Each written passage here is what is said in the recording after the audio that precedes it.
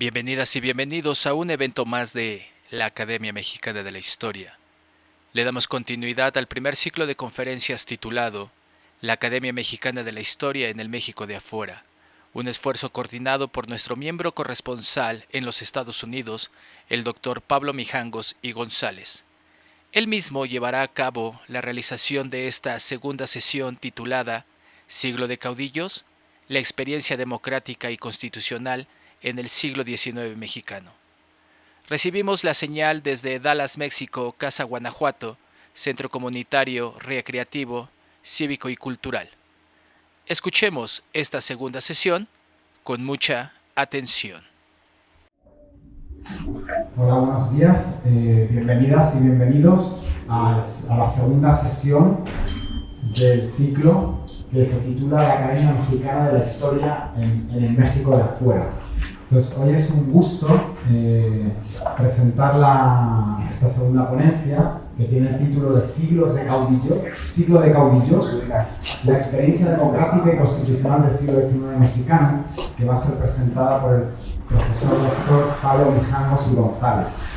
Para mí es un gusto poder introducir al profesor Mijangos y González, a quien conozco ya desde hace ya bastantes años. Él es licenciado en Derecho por el ITAM y maestro y doctor en Historia por la Universidad de Texas en Austin. Durante 14 años fue profesor investigador de la División de Historia del Centro de Investigación y Docencia Económicas, el CIDE, en la Ciudad de México, de la cual además fue director entre agosto de 2020 y julio de 2022, director del Departamento de Historia. En 2019 fue distinguido con el nivel 2 del Sistema Nacional de Investigadores en México y ha obtenido 3 reconocimientos del Comité Mexicano de Ciencias Históricas. Eso es muy importante que quiero recalcar. 2 premios a la mejor reseña en 2013 y 2021 y una mención honorífica al mejor artículo en la categoría Historia Política en el 2018. Desde agosto de 2023 ocupa la cátedra Edmund J. and Louis W. Camp en el Departamento de Historia de la Universidad Southern Methodist University, SMU. Y en marzo de 2024 fue distinguido como miembro corresponsal internacional de la Academia Mexicana de la Historia.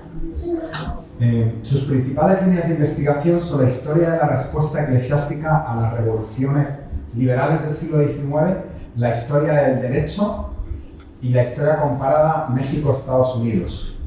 Ha coordinado varias obras colectivas, 5 han sido ya publicadas y una está ahora mismo en prensa, y es autor de los siguientes libros, ¿no? La bibliografía que ha publicado el profesor Mijangos es de verdad bastante extensa.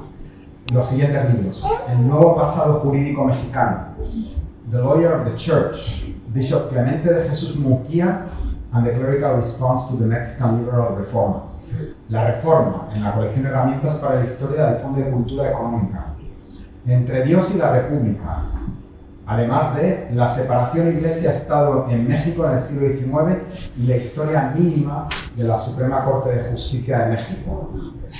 De hecho, esta última obra que acabo de mencionar fue seleccionada por el canal Justicia Televisión para la realización de un documental en 9 capítulos, mismo que salió al aire en el verano de 2024 y se puede ver completamente en YouTube. Entonces estamos ante una exposición de uno de los historiadores más importantes, ¿no?, en el siglo XXI de México. Y quiero otra vez recalcar, él tiene una de las cátedras más importantes que hay en Estados Unidos en historia de América Latina y en historia de México, en la Universidad de SMU. Entonces, por favor, demos la bienvenida con un aplauso. Claro que sí. Al profesor Pablo Mijangos.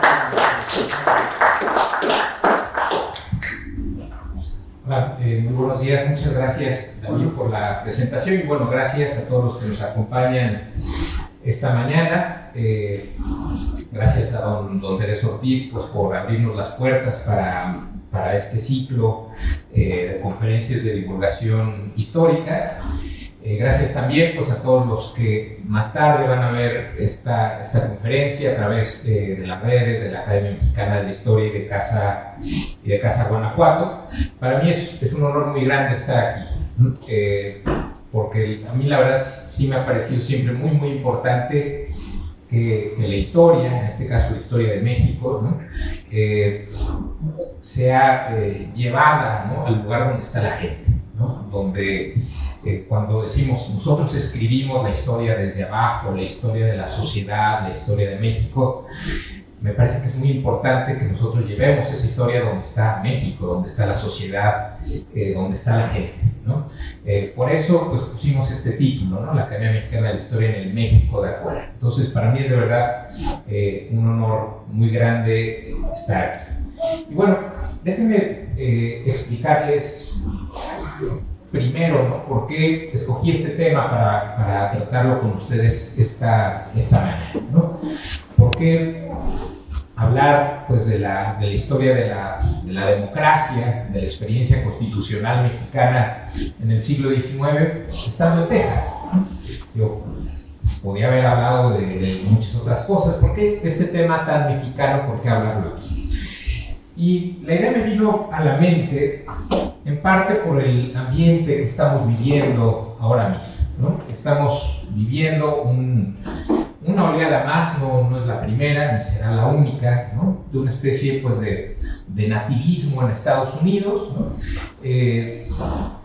que tiende a rechazar, ¿no?, el componente mexicano o de origen mexicano que forma parte de este país, de su realidad cotidiana, de su economía, de todo, ¿no? Y hay muchos factores que explican eso, ¿no? Esa xenofobia, ese nativismo. Parte tiene que ver a veces con racismo puro y duro, pero no se termina ahí. La cosa es un poco más compleja, ¿no? Hay una serie de lugares comunes, ¿no?, que los podemos ver tanto en los medios como en el habla cotidiana, incluso en el mundo académico, sobre una cierta incompatibilidad, ¿no?, de la cultura mexicana, de los mexicanos, con los valores de Estados Unidos. Y déjenme empezar con un clip de YouTube.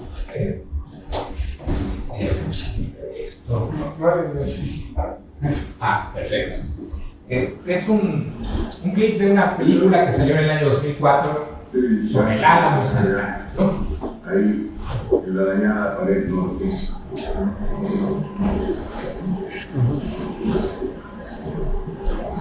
Con el Duque. Posibilidad del oeste.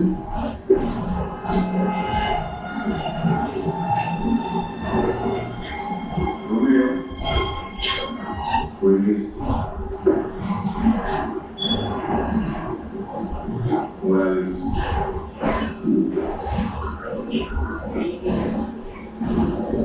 Nuestros camiones 5 kilos llegan mañana. Trajes atacados de los soldados por tomar un muro por ese regimiento. Estudiar Castellón, ¿quién estaría de los soldados si no hubiera de gallinas?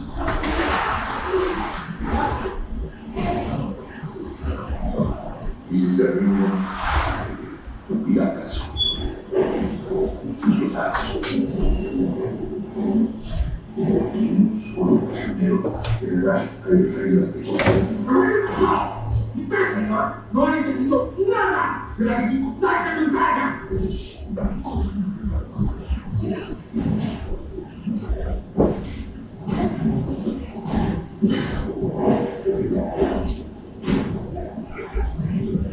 Mi compromiso es preservar la integridad del territorio nacional. ¿Acaso hicimos la independencia para permitir el despojo que pretenden esos partidos? ¿Esto para qué? ¡Sirve para qué! Porque de lo contrario, nuestros nietos y los nietos de ellos algún día sufrirán la desgracia de mendigar las mexicanas sin sangre, sin lágrimas, no hay gloria.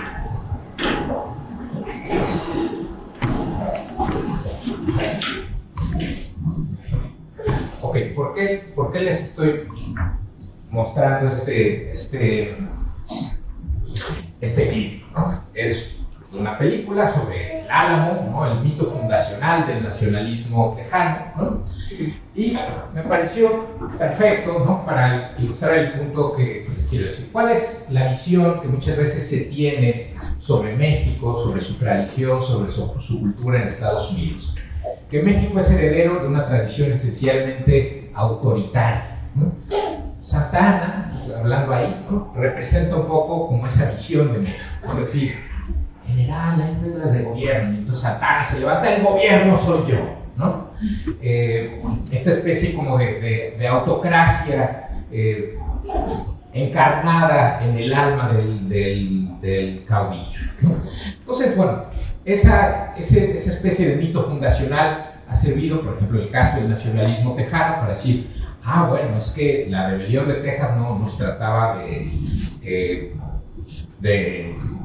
preservar, digamos, una economía basada en la esclavitud, ¿no? O pues una cierta deslealtad de gente que había recibido permisos para asentarse en un territorio que le pertenecía a otro país, ¿no? Sino que era una revuelta por la libertad, ¿no?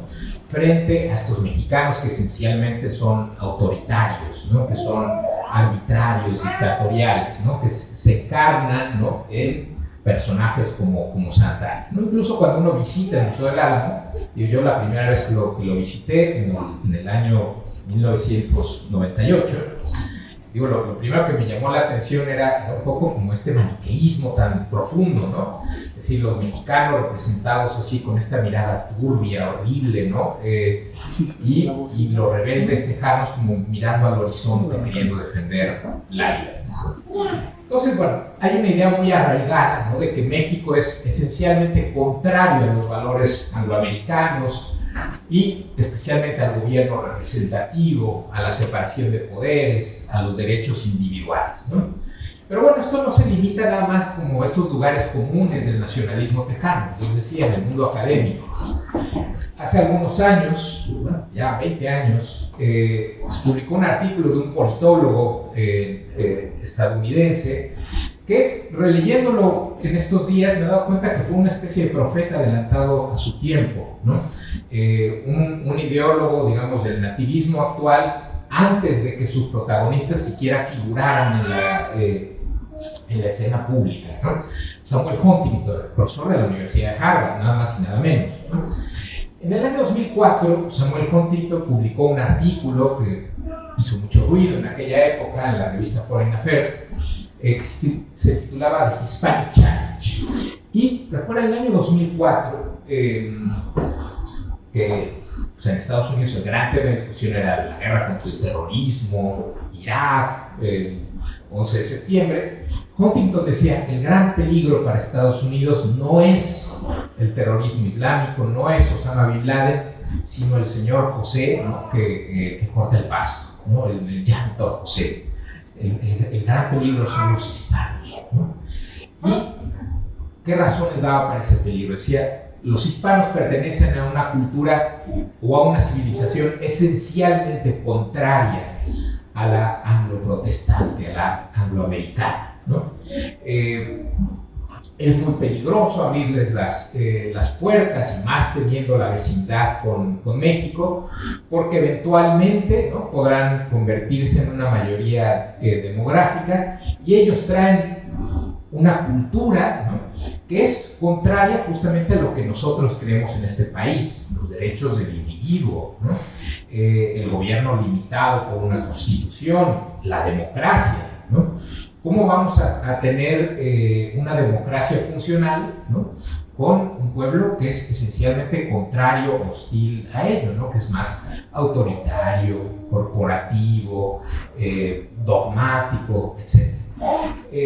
Digo, solo porque venía con el sello de un profesor de la Universidad de Harvard, pues estas ideas no fueron, digamos, descartadas con la fuerza que tendrían que haber sido, ¿no? Digo, estos son prejuicios muy antiguos, reciclados con un nuevo lenguaje, pero era una idea, ¿no?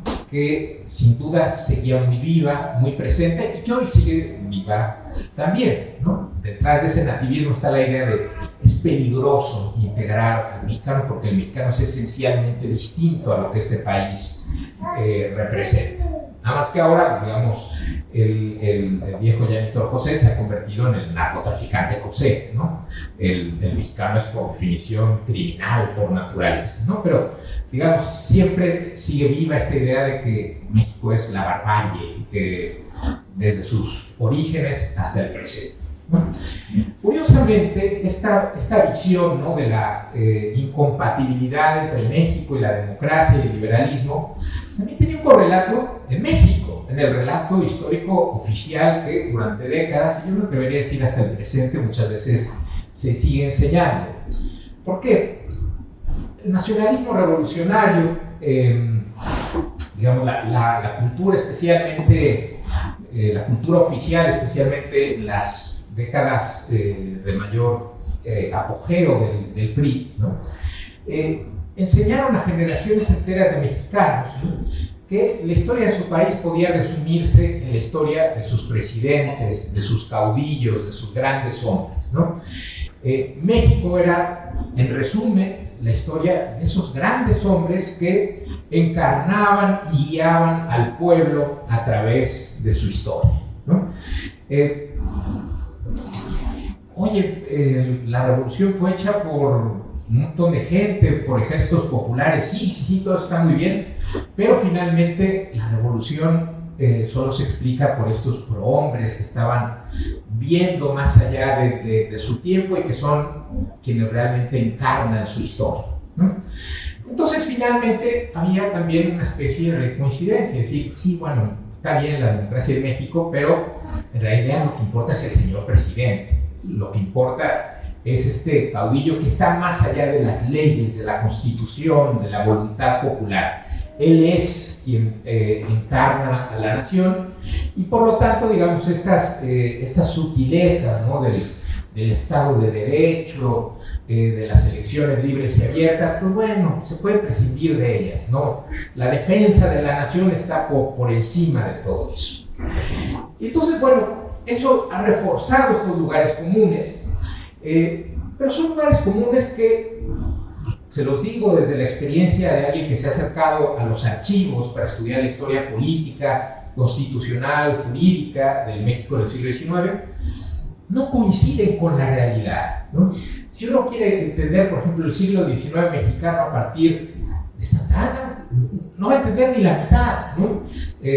Porque el general Santana, por más autoritario que haya sido, pues sumando todos sus periodos de gobierno, no estuvo en la presidencia ni siquiera 6 años, ¿no? Fue un presidente bastante débil en realidad, ¿no?, que tuvo que lidiar con congresos, otros caudillos militares, gobiernos estatales o gobiernos departamentales, con un entramado institucional y político enormemente complejo que realmente explica por qué el señor pues no tuvo el poder, ¿no?, que muchas veces se le atribuye, ¿no? En realidad hay otra historia que no estamos viendo y es esa historia de la cual les quiero hablar esta mañana. Entonces, yo quiero hacer 2 grandes argumentos en esta charla. El primero es que, lejos de ser un país alérgico a la legalidad, negado para la democracia, México tiene una muy fuerte tradición republicana y constitucional que se remonta a sus orígenes como nación independiente en el siglo XIX. Pero tampoco les quiero contar una historia rosa, ¿no? Una historia de, mire, México era muy bonito, era la utopía democrática. No lo era, indudablemente que no lo era, ¿no? Hubo problemas muy fuertes de inestabilidad política, de guerras civiles, episodios autoritarios, ¿no?, incluso en el siglo XIX con una dictadura de facto en manos del general Porfirio Díaz, ¿no? Entonces también me interesa abordar, platicar con ustedes cómo o por qué se eclipsó la democracia en ciertos momentos y periodos del siglo XIX y también qué nos dice esa historia para nuestro presente, porque parece mentira, pero en este país tenemos mucho que aprender de lo que sucedió en México en el siglo XIX, ¿no?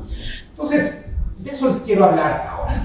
Nada más punto rapidísimo de partida, ¿no? ¿A qué me voy a referir, ¿no? Con esto de gobierno democrático y constitucional.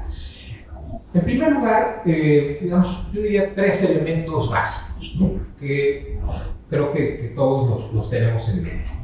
Cuando me refiero a gobierno democrático, estoy hablando de un gobierno que parte de la premisa de que la soberanía, que el poder supremo en una comunidad política pertenece al pueblo, pertenece a la nación, al pueblo, ¿no? Y que ese poder se ejerce a través de los representantes del pueblo, que son renovados, electos de manera periódica por la ciudadanía. Número 2, un sistema de gobierno donde los poderes están repartidos, ¿no? Es decir, que hay una separación de poderes elemental, que no están concentrados en una sola persona. Hay un Congreso, una Asamblea que legisla, que hace las leyes que nos obligan a todos. Hay un presidente que ejecuta esas leyes, ¿no? Que conduce el gobierno. Y hay un poder judicial que resuelve las controversias, los conflictos que se presentan en esa sociedad. Poderes que están en manos de distintas personas y que se renuevan periódicamente conforme a los ciclos de la vida democrática.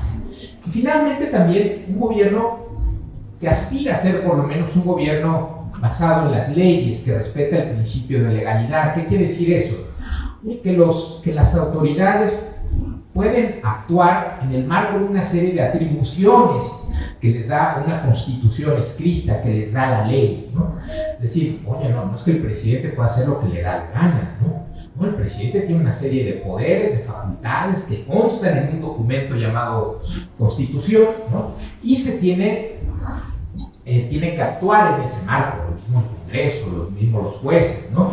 Y además un marco de legalidad que le da una serie de derechos básicos, fundamentales a todos los miembros de la comunidad política, ¿no? Lo que en México llamábamos las garantías individuales, lo que hoy se entiende como los derechos humanos, ¿no? Esas 3 cosas básicas, ¿no? Están presentes en la historia mexicana desde principios del siglo XIX y no son un mero discurso retórico. Entonces, primero hay que hablar de cuándo surge esto y por qué, ¿no? Como ustedes saben, México, lo que hoy es México, durante 3 siglos formó parte de un imperio colonial europeo, el imperio español, ¿no? Que tuvo también una historia enormemente compleja, ¿no? Fascinante, muy interesante, pero sin duda, digamos, ya en las décadas finales del siglo XVIII, las décadas inmediatamente anteriores a la independencia, era pues un imperio, sobre todo bajo la dinastía borbónica, que de una manera bastante vertical, centralizada, muy autoritaria, ¿no? Pero es un imperio que entra en crisis en el año 1808, ¿no? Déjenme aquí aclararles algo. Probablemente todos ustedes pues, saben cuál es la fiesta nacional de México, ¿no? No es el 5 de mayo, es el 16 de septiembre, la celebración de la independencia, conmemorando el levantamiento del padre Miguel Hidalgo en 1810. Lo que muchas veces nos olvida es el contexto, ¿no? En el que tuvo lugar ese levantamiento. No es que el padre Hidalgo un día amaneciera así muy patriótico y dijera, órale, vámonos todos, porque vamos a cazar gachupines. No, un contexto que explica esa radicalización del padre Hidalgo y de una serie de personajes de la élite criolla de la Nueva España, particularmente en el Bajío. Es que 2 años antes de 1810, en 1808, el Imperio Español, por razones de la política europea, había entrado en una crisis muy profunda. Napoleón Bonaparte, el francés, ¿no? Que estaba en guerra contra Inglaterra, había ocupado el territorio de España, ¿no? Con la idea de invadir Portugal, que era el gran aliado de Inglaterra. Y en ese contexto, pues muchos miembros de la nobleza española, ¿no? Que estaban alarmados de la presencia de tropas francesas, dicen, oigan, esto no es posible, esto lo que muestra es la gran debilidad del rey, que está en manos de del amante de su mujer, para hacerlo todavía peor, de Manuel Godoy, ¿no? Entonces hay un motín en el Palacio Real de Aranjuez, en España, en marzo de 1808, un motín que desencadena una serie de acontecimientos que la verdad son dignos de una película de Netflix, ¿no? El rey abdica, le cede la corona a su hijo Fernando, después Napoleón interviene, ¿no? Llama a Fernando y al rey, o al ex-rey, a un palacio real en la frontera con Francia, en Bayonne, ¿no? Y en ese palacio los convence primero de que Fernando le devuelva la corona a su padre. Su padre a su vez se la da a Napoleón y Napoleón se la da a su hermano. De repente el imperio español, el glorioso imperio español, no tenía un rey legítimo, ¿no? ¿Qué diablos pasó ahí? Y esa crisis, ¿no? Ese colapso de la monarquía borbónica en el año 1808, de manos, ¿no? de la astucia política de Napoleón Bonaparte, crea un terremoto en todo el imperio. Porque la pregunta es, oye, si la bóveda que sostiene toda la estructura de gobierno ya no está, ¿no? Si el rey ya no está, ¿quiénes pueden ejercer legítimamente el poder? Nadie reconoció a José Bonaparte como nuevo rey, o quizá una minoría, ¿no? De los que le llamaban afrancesados en España. Pero la mayor parte de la península y del imperio dijeron, no, este no es nuestro rey, este es un invasor, ¿no? Este no es un rey legítimo. Y al mismo tiempo hacía falta darle continuidad a las tareas de gobierno, ¿no? Mantener vivo el sistema de justicia, mantener vivo pues, las funciones elementales que debe cumplir el Estado. Y fue en ese contexto que en España y en todo el territorio imperial, incluyendo la Nueva España, el impulso inmediato, por una necesidad práctica, fue darle impulso al autogobierno. Es decir, a la formación de juntas locales integradas pues, por notables de las distintas comunidades, de las ciudades, de las provincias, etc., que se hicieran cargo de tutelar la soberanía, de proteger la continuidad del gobierno en lo que se superaba esta crisis. Juntas que tutelaran la soberanía del rey ausente. Eso sucede en toda España, sucede en todo el imperio. Y en el caso de la Nueva España, el ayuntamiento, el cabildo de la Ciudad de México, encabeza ese esfuerzo con el apoyo del virrey. Y dicen, oigan, en ausencia del rey, el poder tiene que volver al pueblo, ¿no? Porque es finalmente el pueblo el que había pactado o el que se lo había concedido originalmente al rey, ¿no? Y es ese momento, ¿no? Donde la cosa se quiebra en la Nueva España. ¿Por qué? Porque hay una élite de peninsulares en la Nueva España que dice, oye, no, nada de darle el poder aquí a los criollos o a los nacidos en la Nueva España. Entonces no tienen derechos, no son iguales, ¿no? Entonces, de hecho, hay un autogolpe, porque creo que es la mejor manera de definirlo, en la cual los peninsulares de la Nueva España destituyen al virrey, encarcelan a los miembros del Cabildo de la Ciudad de México y apagan cualquier espacio de autogobierno en la Nueva España. Es en ese contexto que hay un grupo de criollos, miembros del clero, del ejército realista, ¿no? Funcionarios menores, etcétera, que dicen esto ya no es tolerable, no nos está tratando como iguales y además está poniendo en peligro a la Nueva España, está poniendo en peligro de que vengan acá los franceses y nos invadan, ¿no? Y ataquen nuestra santa religión. Es ese momento el que da origen a la conspiración, ¿no? Que desembocará en el levantamiento del padre Hidalgo 2 años después, en septiembre de 1810, ¿no? Que se convertirá en una insurgencia, en una verdadera guerra civil en varias partes del virreinato de la Nueva España. Pero la historia no se acaba ahí, no se acaba en la historia de la insurgencia del padre Hidalgo o de su sucesor, el padre José María Morelos, ¿no? La década de 1810 es una década enormemente complicada, ¿no? Porque en ese contexto de crisis de la monarquía imperial, también, no solo en la Nueva España, en otras partes del imperio y en la propia península, muchas voces que dicen, oigan, necesitamos crear una nueva autoridad imperial, un nuevo sistema de gobierno imperial y también corregir el desequilibrio de poder.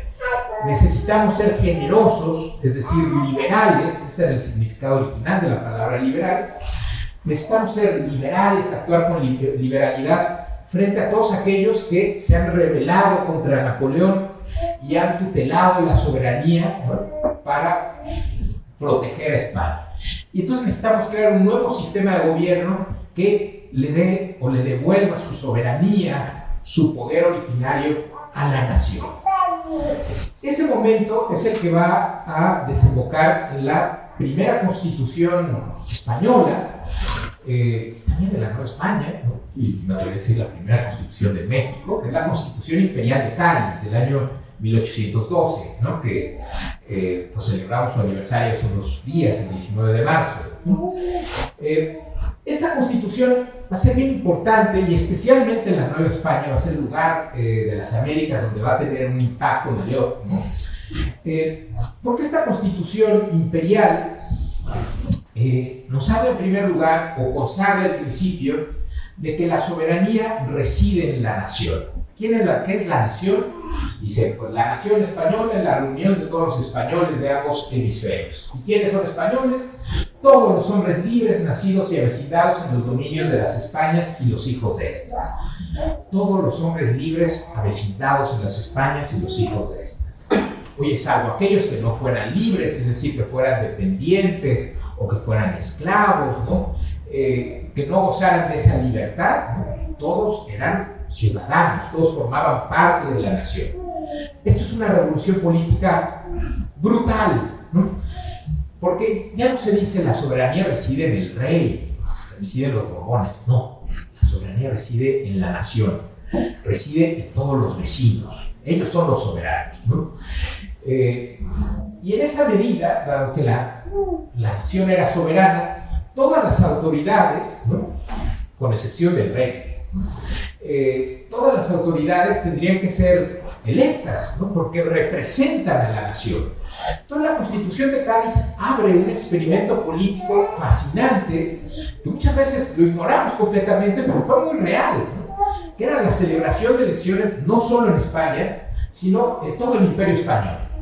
Y en la Nueva España fue particularmente exitosa, ¿no?, al tiempo que, oye, había territorios, ¿no?, que estaban siendo disputados por la insurgencia.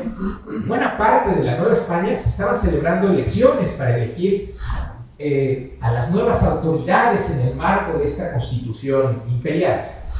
Y esta Constitución Imperial además introdujo un par de instituciones que serían especialmente importantes para la Nueva España y para el México independiente. Primero, las llamadas diputaciones provinciales. ¿Qué es eso de la diputación provincial?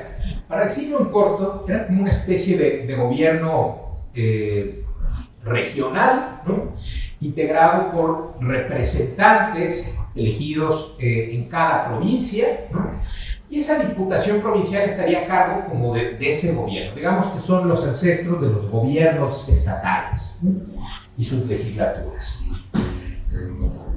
Muy importante, la diputación provincial abre un espacio para el autogobierno de las distintas regiones del imperio, ¿no?, la Nueva España. Una serie de diputaciones provinciales que se crean en la Nueva España, que, como les decía en un momento, van a ser el ancestro o el antecedente de los gobiernos de los estados, ¿no?, Guanajuato, Jalisco, México, etc., ¿no? Y segundo, y muy importante, los llamados ayuntamientos constitucionales. Los cabildos, o también las llamadas repúblicas de ellos, eran una institución antigua que existía desde el siglo XVI. Pero la Constitución de Cádiz los actualiza, los moderniza, transformándolos en ayuntamientos constitucionales. Ayuntamientos que tendrían una serie de autoridades electas por los vecinos de cada comunidad, ¿no? Se podría formar un ayuntamiento, si no mal recuerdo, en cada comunidad con más de 1000 habitantes. Y estos ayuntamientos tendrían el poder de proteger los recursos, las tierras, las aguas, los bosques de las comunidades, además, pues, de conducir las tareas del gobierno local. Los ayuntamientos constitucionales tienen un éxito brutal en la Nueva España. particularmente en las áreas de fuerte predominio indígena. Un historiador muy importante, Antonio Arino, un historiador italiano, él contabilizó que entre 1802 y 1821 el número de ayuntamientos en la Nueva España salta de 36 a 630.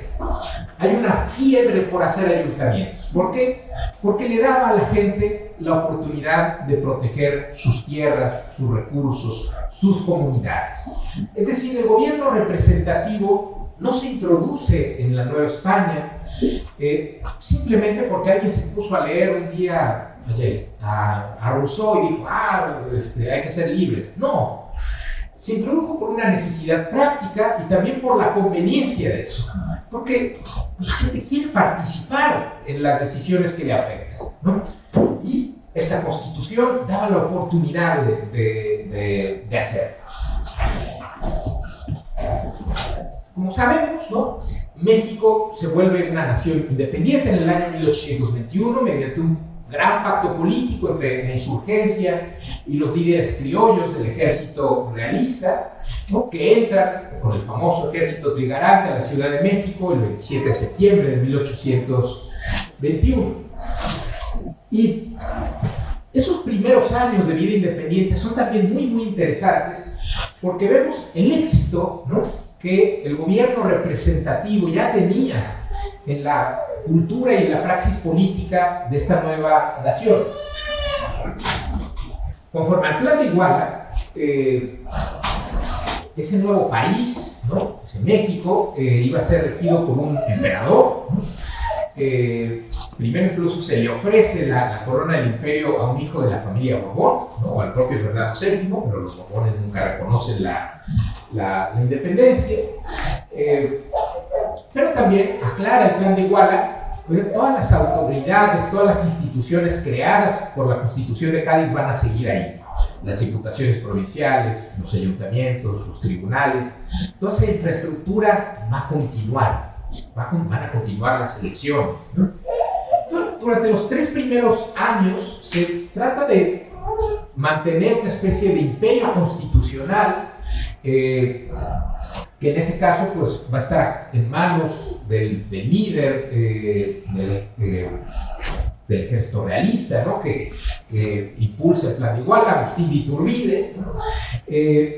Pero ese imperio fracasa, ¿no? Fracasa por distintas razones, no dura ni 6 meses, se enfrenta sobre todo con la resistencia de gobiernos locales, de diputaciones provinciales, que dicen, oye, yo no quiero que restauremos aquí ningún tipo de despotismo borbónico 2.0, ¿no?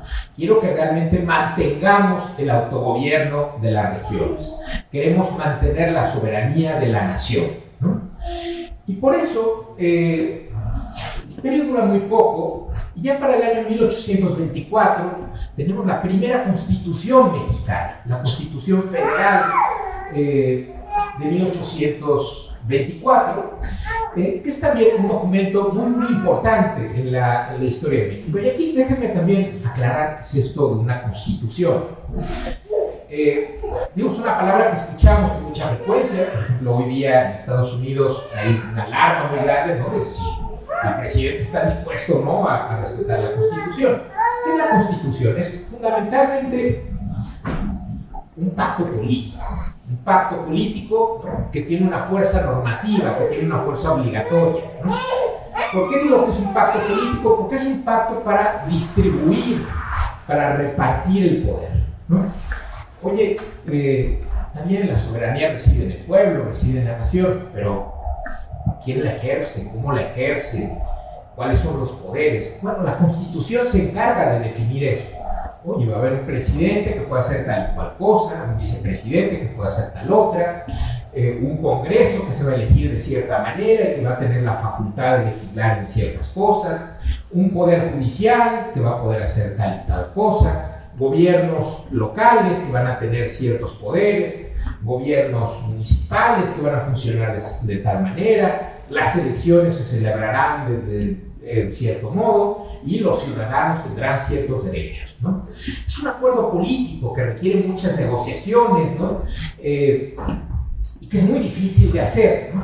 Pero es finalmente eso lo que se hace en 1824, un acuerdo conforme al cual, pues sí, en México la soberanía residía en la nación, pero la nación se entendía sobre todo como la suma de una serie de territorios. Aquí en la imagen no se alcanza a ver muy bien, pero es de una portada, de una edición de la Constitución de 1824, donde se representa, digamos, el escudo mexicano, ¿no? Aquí el águila y la serpiente, parado sobre un nopal, ¿no? Cuyas hojas representan a los distintos territorios, ¿no? A las distintas provincias que se convierten en estados soberanos, que son la nación, ¿no? Entonces, esa constitución general le da mucho peso a los gobiernos de los estados, los estados son soberanos, ¿no? El gobierno federal tendrá una serie de poderes residuales, ¿no? Pero el corazón de todo va a estar en los gobiernos locales, ¿no? Una constitución, pues, que va a tener una vida bastante complicada, ¿no? Porque, a ver, hacer un pacto político, y más en un contexto como este, ¿no? De un país que se está literalmente construyendo desde cero, ¿no? Es enormemente difícil, ¿no?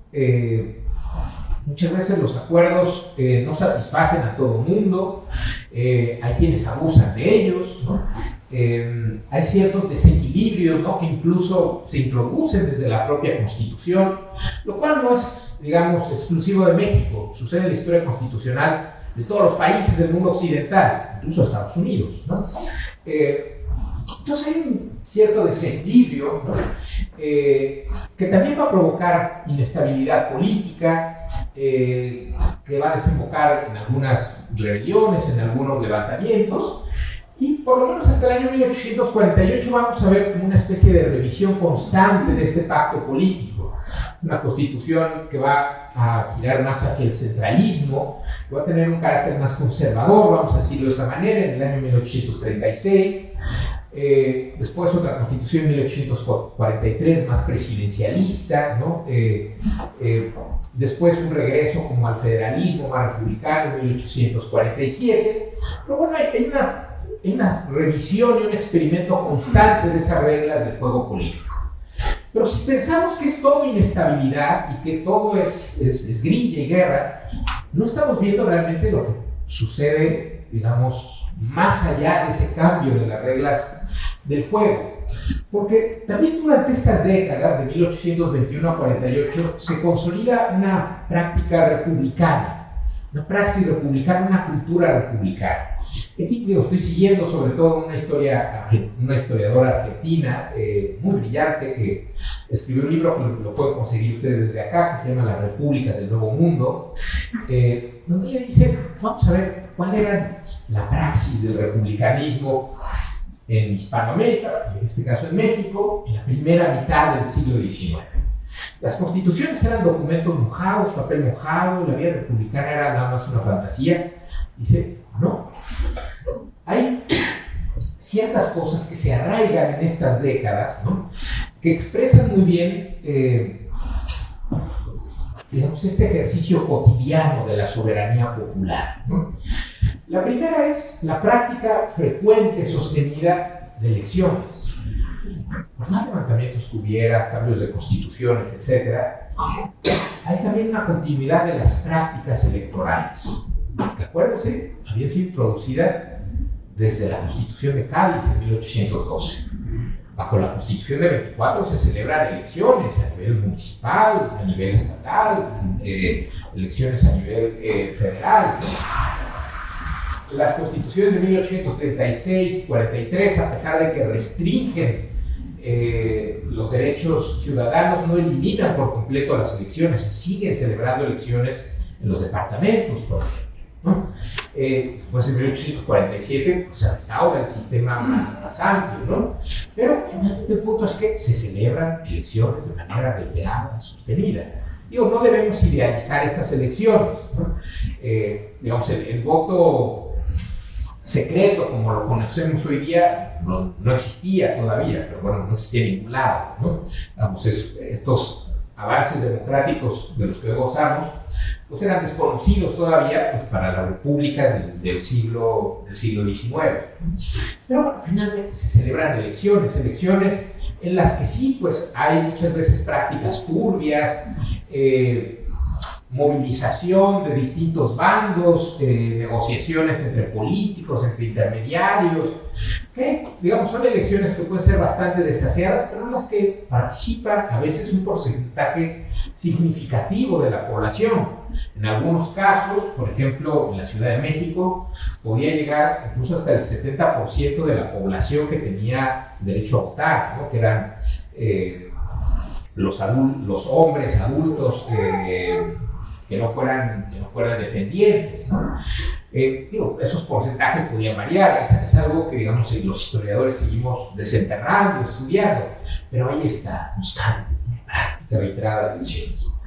Segundo, otra cosa muy importante, otro rasgo muy importante que coge mucha fuerza en la primera mitad del siglo XIX mexicano, es el surgimiento de una opinión pública, es decir, un espacio de asociaciones y sobre todo de medios de expresión, periódicos, pasquines, panfletos, a través de los cuales el pueblo soberano expresaba su parecer sobre los asuntos del día, sobre el desempeño del gobierno, sobre los ideales que debía tener o no el país. Y ahí hay una efervescencia, ¿no? En el desarrollo de esta opinión pública. Imaginen el México independiente como una especie de olla express que había estado tapada por siglos y que uno la destapa y de repente todo el mundo quiere hablar y hacer su periódico o hacer su tertulia o su logia o su asociación o su confraternidad, lo que fuera, ¿no? Había un deseo muy grande de participar y hacerse escuchar. Un historiador aquí en Estados Unidos, Carlos Fornet, contabilizó 358, la formación de 358 periódicos entre 1826 y 1858, ¿no? En distintas partes del país, 40% en la Ciudad de México, pero bueno, 60% en las capitales de los estados y departamentos. Y uno dice, oye, pero la mayoría de la gente no sabía leer y escribir. Sí, efectivamente, pero acuérdense que en el siglo XIX, no solo en México, en todo el mundo occidental, muchas veces los periódicos se leían en voz alta, en la plaza pública. Y entonces, claro, la gente se enteraba de las noticias y de los debates, etc., ¿no? Muy importante. Tercero, otra práctica muy republicana, ¿no? Es la existencia, la preservación de las llamadas milicias cívicas. Esas surgen sobre todo en los años de la insurgencia, prácticamente como grupos de autodefensa, pero que en la cultura republicana se entienden como ciudadanos en armas que van a proteger la república frente a cualquier intento de desaparecerla o de violar sus principios, ¿no? Lo cual, digo, muchas veces nos llevaba a un terreno medio pantanoso, ¿no? De cuando la milicia cívica se movilizaba simplemente pues, para imponer a un candidato o a un líder local, o cuando era efectivamente una defensa de estos altos ideales, ¿no? Pero lo importante es que se enfatiza la idea de que, oye, la milicia existe para defender la república, el autogobierno, la soberanía popular, ¿no? Incluso una práctica muy frecuente que la ha estudiado mucho un historiador inglés, William Fowler, de los pronunciamientos militares. Todo pronunciamiento religiosamente incluía un manifiesto diciendo, oigan, el gobernador, el presidente o el Congreso, o vaya usted a saber quién, ¿no? Ha violado la Constitución, está atacando la soberanía, está atacando los principios y los derechos de la República. Nosotros nos pronunciamos en armas para restaurar el orden de la República, ¿no? Entonces, incluso en esa inestabilidad constante hay un énfasis, una nota permanente, es decir, somos una república, aquí el soberano es el pueblo, ¿no? Y uno puede decir, bueno, eso daba lugar muchas veces a violencia, a arbitrariedad. Sí, ¿y dónde quedó la ley? ¿Dónde quedó la Constitución? Bueno, yo hago historia de derecho, ¿no? Y cuando yo empecé a visitar archivos judiciales y a leer lo que hacían otros colegas, me llamó la atención descubrir un mundo que era invisible completamente en estas narrativas, ¿no?, sobre los caudillos y Santa Anna y demás, ¿no?, que era el mundo de la práctica cotidiana de la administración de justicia. En un país pues, que tenía muchos problemas, ¿no?, que había falta de dinero, donde había mucha precariedad institucional, hay una práctica sostenida y constante de acudir ante los tribunales a resolver las controversias más ordinarias y prosaicas que a ustedes se les ocurran, ¿no? Pleitos entre familias, con el vecino, pleitos por aguas, por tierras, ¿no?, acusar o denunciar un delito, ¿no?, pedir que se haga justicia. Pero lo importante es que la gente acude a un tribunal, ¿no?, acude ante el sistema de administración de justicia, no siempre toma la justicia en sus propias manos, ¿no? Incluso uno pensaría, en momentos de guerra, a mí la primera vez que vi ese dato me pareció como una cosa marciana, ¿no? Yo estaba haciendo un trabajo sobre la administración de justicia en Michoacán en la década de 1840. Después de 1846 y 1848 México sufre una invasión extranjera, hay una guerra con Estados Unidos. Incluso en esos años, ¿no?, viendo las estadísticas, los expedientes, la gente seguía yendo a los tribunales, ¿no? Los tribunales eran como la expresión más cotidiana e inmediata del Estado, ¿no? La gente quería hacer valer su derecho conforme a la ley, lo cual no es un dato menor. En el año 1847, de hecho, se introduce una figura jurídica importantísima que quienes hemos vivido en México sabemos lo cotidiano y lo relevante que puede ser, el llamado juicio de amparo. ¿Qué es el juicio de amparo? El juicio de amparo es un recurso que tiene cualquier habitante de la República para acudir ante un juez federal, un tribunal federal, y pedir la protección de la justicia de la Unión. ¿Contra qué? Contra cualquier acto o ley o medida de las autoridades que violen los derechos constitucionales. Derechos constitucionales, el debido proceso, la libertad de expresión, la propiedad, etc. Cualquier acto arbitrario de las autoridades puede ser disputado ante una corte federal, y usar la palabra estadounidense, ¿no?, mediante el juicio de amparo. Es un instrumento fundamental para proteger el principio de legalidad. Surge en 1847 y a los pocos meses de ser introducido, la gente lo empieza a utilizar, ¿no? Oigan, me deportaron de mi estado, ¿no? Yo vivía en Guanajuato y me enviaron a Tlaxcala porque el gobernador me odia. La gente acude ante un juez federal y pide el amparo y justicia de la Unión. Oye, me reclutaron a la mala mediante la leva. Y viene un juez federal que lo protege con la justicia de la Unión. Una cosa que en la vida cotidiana va a ser muchas veces la diferencia, pero que expresa sobre todo esta voluntad popular, ¿no?, de hacer valer la ley, ¿no?, aunque a veces se perdiera, ¿no?, aunque las autoridades pudieran ser infinitamente arbitrarias y corruptas, existe, que no se agota, que no deja de caer, ¿no?, esta idea de que tenemos que hacer valer la ley y la Constitución que nos obliga a todos. En esa cultura republicana se consolida en México durante estas décadas, y en 1848 México entra en un periodo muy convulso, muy difícil, ¿no?, derivado en buena medida de los efectos de la guerra con Estados Unidos. Bueno, Estados Unidos invade México en 1846, alegando que México había derramado sangre americana en territorio norteamericano, lo cual era sin sentido, y se come casi la mitad del país, ¿no? No solo ya en ese momento independiente República de Texas, ¿no?, sino lo que es hoy todo el día el suroeste de Estados Unidos, ¿no?, Nuevo México, Arizona, California, partes de Utah y de Nevada, ¿no?, un territorio enorme. Y eso provoca una crisis existencial, ¿no?, en México. Bien, somos nación, ¿por qué perdimos? ¿Qué diablos nos pasó? ¿No? ¿Qué hemos hecho mal? ¿No? Mariano Otero, el político que había introducido el juicio de amparo, de hecho publica un artículo terrible, ¿no?, diciendo que en México no hay nación porque no existe espíritu nacional. Si hay una especie de falta de unidad profunda. Tenemos que crear una nación, tenemos que crear una nación más unificada, ¿no? No podemos estar tan divididos.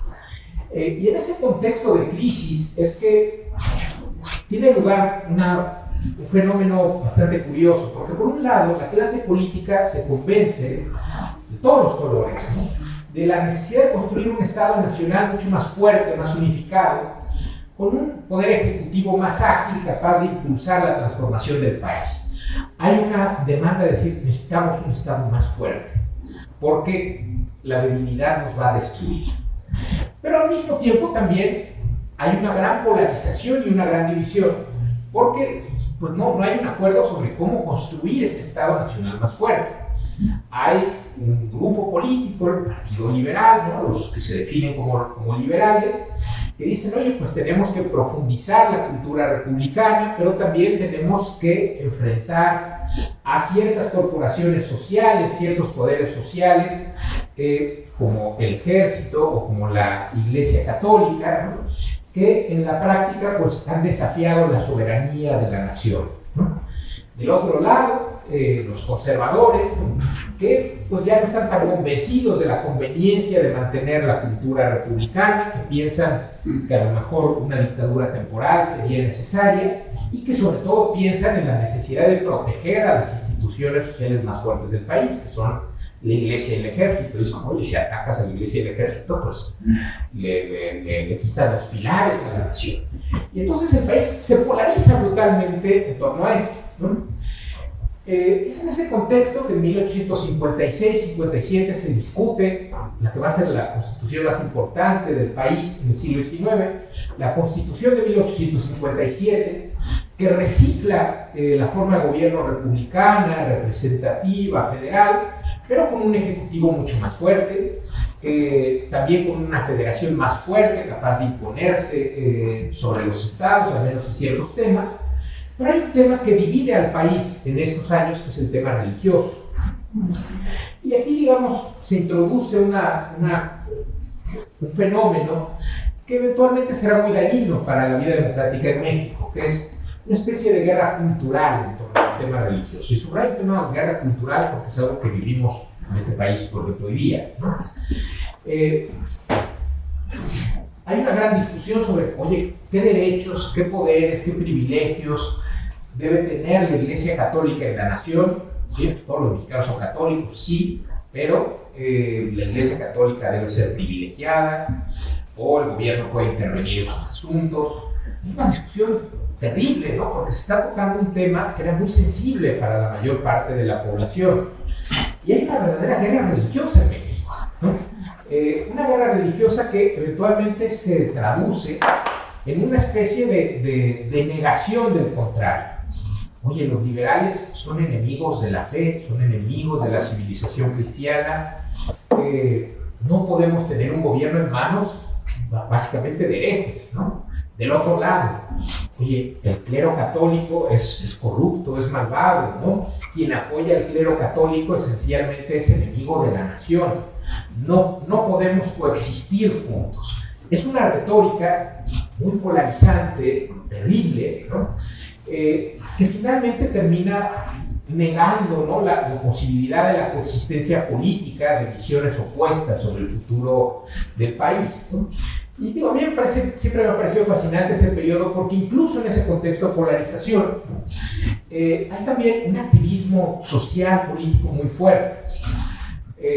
Cuando uno piensa cuál es la primera gran movilización política de las mujeres en México, es en 1856, no es el feminismo del siglo XX, es en 1856, que en el contexto de la discusión sobre la introducción de la tolerancia religiosa, en muchas ciudades del país hay confraternidades femeninas, ¿no?, de mujeres, ¿no?, de damas, esposas de notables, o también gente de la clase media o del pueblo, ¿no?, que firman, ¿no?, peticiones con 5,000, 6,000 firmas, o bueno, dependiendo del tamaño de la población, diciéndole al Congreso, oye, Congreso, no apruebes esta medida, ¿no? Incluso muchas mujeres viajan a la Ciudad de México, se manifiestan ahí en la Cámara de Diputados, ¿no? en una vida democrática para pedir que no se apruebe la tolerancia religiosa. Es una cosa difícil de entenderla hoy día, pero que explica un poco esa efervescencia de la participación. Pero eventualmente pues, prevalece la polarización, la negación del contrario, lo cual desemboca pues, en una guerra civil, ¿no? que empieza en enero de 1858, que se complicará por la intervención extranjera, ¿no? A partir de 1862, a invitación, ¿no? del Partido Conservador, ¿no? del Imperio Maximiliano, ¿no? que pese a todo, Maximiliano se da cuenta, ¿no? de que esto era ya una época más republicana, más democrática, y Maximiliano condiciona su venida a México a que el pueblo se lo pidiera, ¿no? Literalmente tiene que fabricar, ¿no? peticiones para que viniera Maximiliano, ¿no? El propio Maximiliano tiene que ser un estatuto provisional porque sabe que México hay que gobernar con una constitución, ¿no? Pero bueno, sabemos muy bien, ¿no? que ese periodo termina en 1867 con la derrota final del Partido Conservador, la expulsión,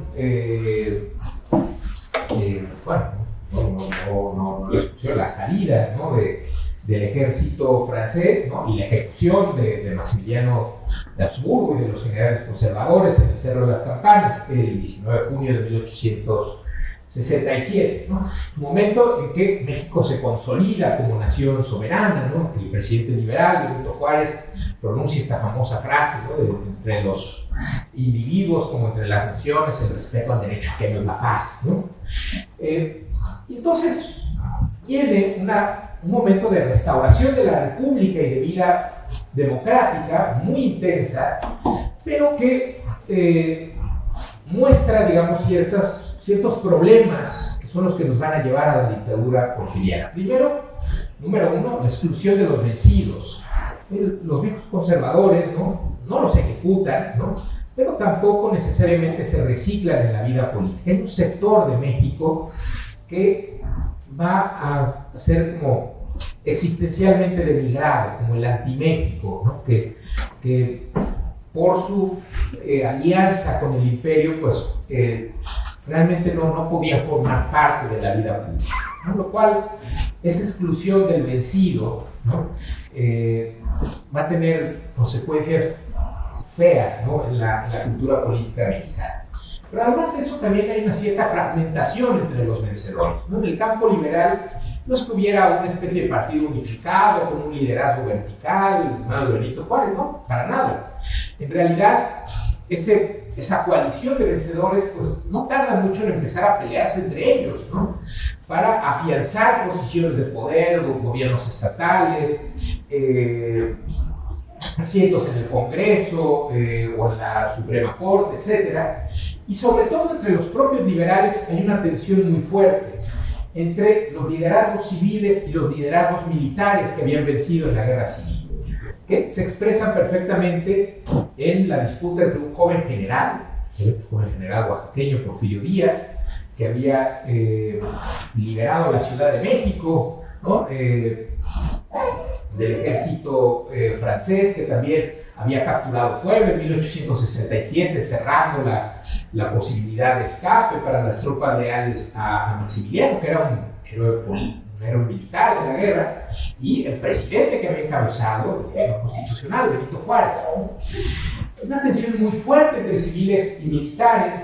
Entonces son años en que subsiste una práctica republicana muy intensa, otra vez elecciones, el juicio de amparo, una época muy intensa de vida política, pero en la que también hay una recurrente tentación autoritaria, de invocar facultades extraordinarias para intervenir en los estados, de elecciones excesivamente fraudulentas, ¿no? En muchos conflictos postelectorales, de gobernadores liberales que actúan de manera caciquil, ¿no? Una especie de deslealtad democrática, ¿no? Y eso lo podemos ver en la prensa de la época, ¿no? Como esta caricatura, ¿no? Donde un poco se dibuja a Juárez como alguien que estaba abusando de la Constitución que el propio Partido Liberal había defendido durante la guerra, ¿no? Que le está haciendo trocitos. Los juaristas también critican a sus adversarios por los mismos argumentos, ¿no? Pero efectivamente hay una fragmentación, ¿no? En la cual no todos los actores políticos, no todos los liderazgos políticos muestran su compromiso con la democracia. Y esto va a dar lugar a problemas muy graves en el año 1876, cuando el presidente en ese momento, Sebastián Lerdo de Tejada, busca reelegirse mediante una elección abiertamente fraudulenta, ¿no? La mitad del país ni siquiera se instalan casillas. Es un desastre total, un cochinero total, ¿no? Y en ese contexto, el general Porfirio Díaz vuelve a levantarse en armas con un lema muy republicano y muy democrático. Dice: queremos el sufragio efectivo, queremos el respeto a la Constitución del 57, queremos un respeto a la democracia municipal, a los gobiernos estatales. Porfirio Díaz no se levanta en armas diciendo: oh, me voy a volver dictador, apóyenme. No, se levanta en armas pidiendo respeto a la Constitución y a la democracia. Y vence la revuelta de Tuxtepec, se vuelve presidente a partir de 1877. Para ese momento, en la sociedad mexicana, después de varias décadas de inestabilidad, guerra civil, intervención extranjera, hay un cierto agotamiento social, ¿no?, frente al exceso de política. Cuando los tecnócratas del gobierno porfiriano empiezan a decir menos política y más administración, están tocando una fibra sensible. La gente que dice: sí, ya estamos cansados de tanta política, queremos un gobierno más estable, que administre, que desarrolle el país. Y Porfirio Díaz gobierna el país. Muchas veces tenemos la idea de que Porfirio Díaz era una especie de dictador con su espada, con la matona, ¿no? Reprimiendo a diestra y siniestra, y la verdad es que no. Porfirio Díaz mantiene la Constitución del 57, y en realidad lo que hace Porfirio Díaz, que era un político enormemente astuto, es domesticar al poder legislativo, domesticar a los gobiernos de los estados. ¿Cómo? Crear una red de alianzas, ¿no? Digamos, es el priismo antes del PRI, ¿no? Digo, por algo, un historiador llamado Daniel Cosío Villegas dijo que el PRI era un porfirismo colectivo, ¿no? Porque don Porfirio Díaz lo que hace es hacer pactos con líderes locales, gobernadores, caciques, con todo el que se dejara, diciendo: si tú me apoyas, sobre todo en elecciones locales, si tú aseguras de que llegue al Congreso o a la Corte, que en aquel momento era electa popularmente, gente que va a ser leal a mí, yo te voy a respetar tu área de influencia, tus intereses, te voy a proteger, te voy a dar cancha abierta para que en tu jurisdicción, en tu territorio, tú puedas hacer lo que quieras. Entonces, claro, todos los actores políticos dicen: vamos a negociar con Porfirio, ¿no? Él va a respetar mi cacicazgo local, siempre y cuando yo lo apoye. Entonces se vuelve una especie de cosa nostra política, en la que hace una gran red de aliados que le aseguran un Congreso dócil, un Poder Judicial dócil, legislaturas estatales dóciles, que le van a permitir gobernar de una manera mucho más enérgica, ¿no?, que cualquier otro presidente del siglo XIX, y también en un momento en que la economía mexicana empieza a despegar, ¿no?, por cuestiones que van más allá de México, que es un momento de globalización económica de las décadas finales del siglo XIX, gracias al telégrafo, el marco de vapor, etc.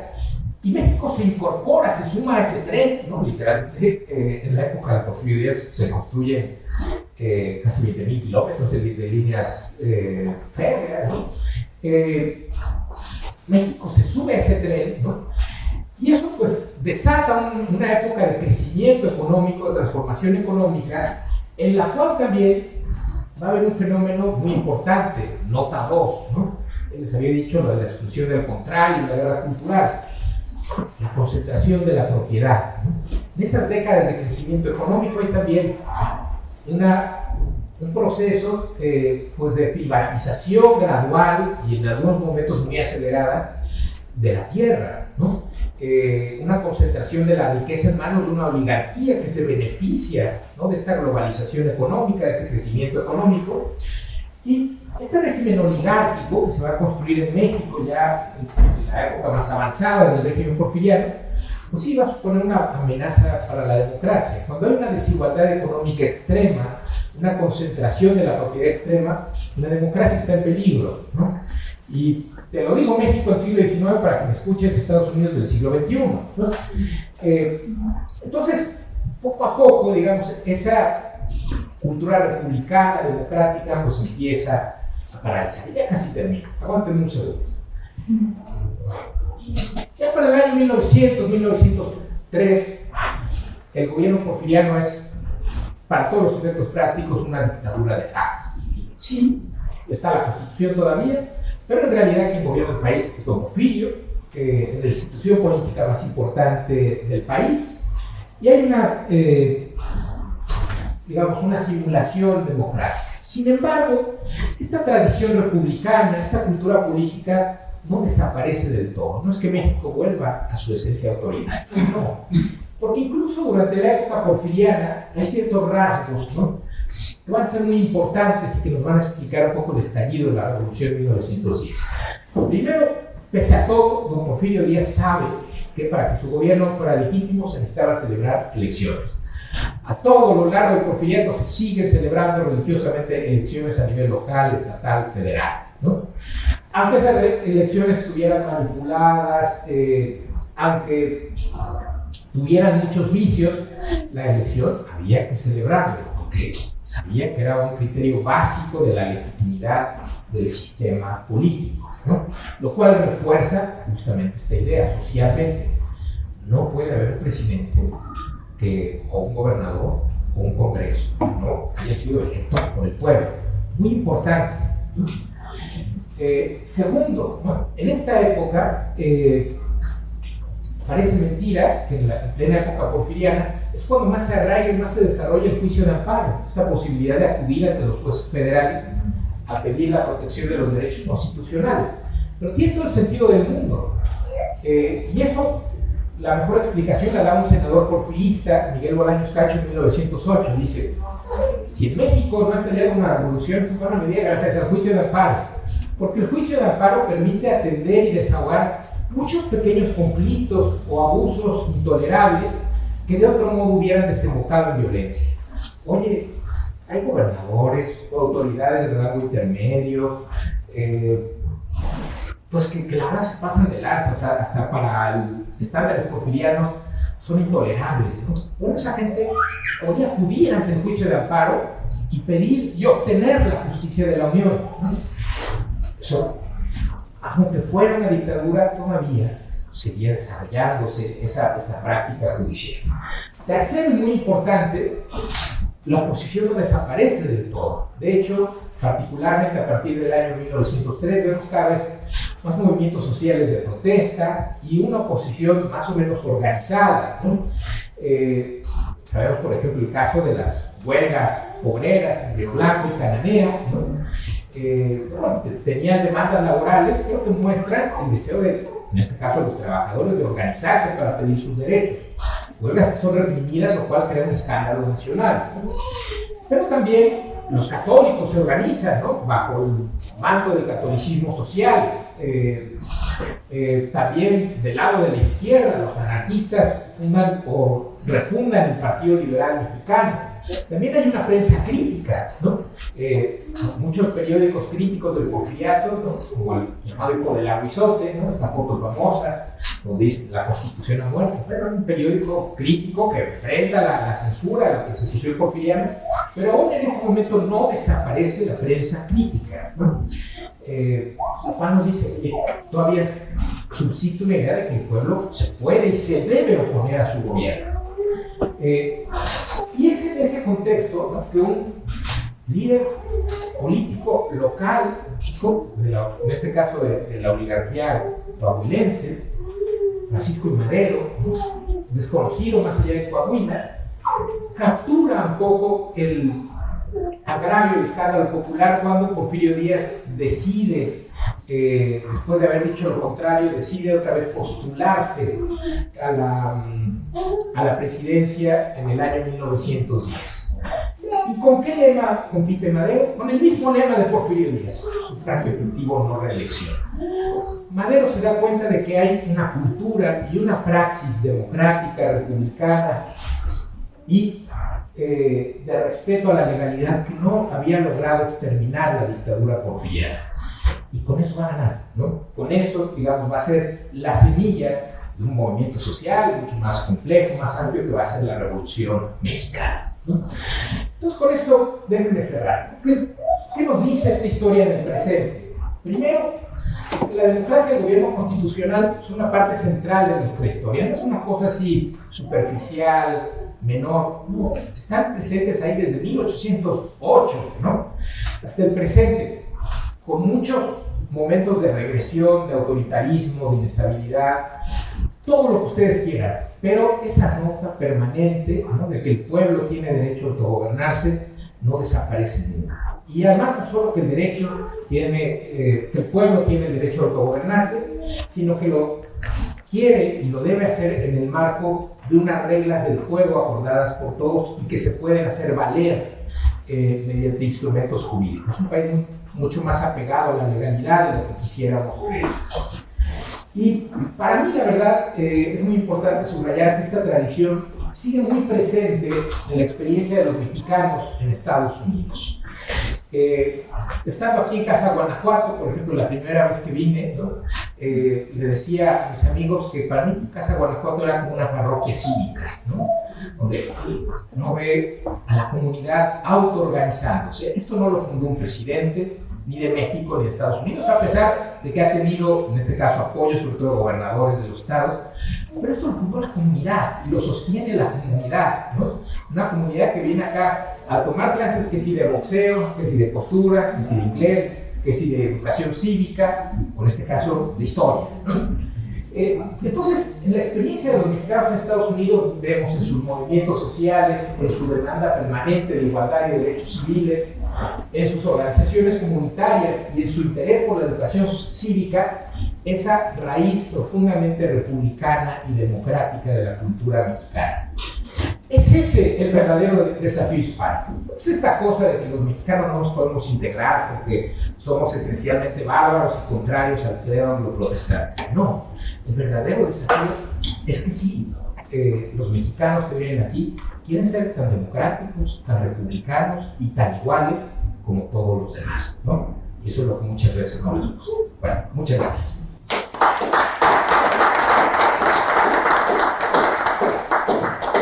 Así, sí.